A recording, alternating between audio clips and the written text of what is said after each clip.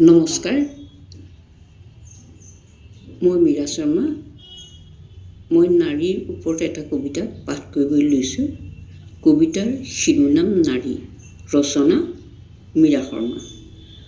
বৰ্তমান যুগৰ মই সাহসী নাৰী।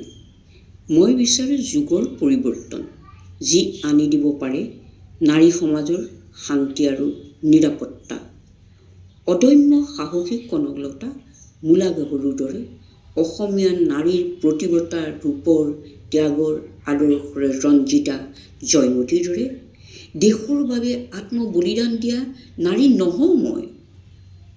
তথাপি স্বাধীন দেশৰ সকলো দিশতে আগবাঢ়ি যাব পৰা এগৰাকী সাহসী নাৰী। প্ৰেম, দয়া, মমতা মোৰ অন্তৰত বিৰাজমান। কিন্তু ভয় কৰোঁ বৰ্তমান সমাজত চলা নীতি নিয়মবোৰক। মই বৰ্তমান যুগৰ নাৰী।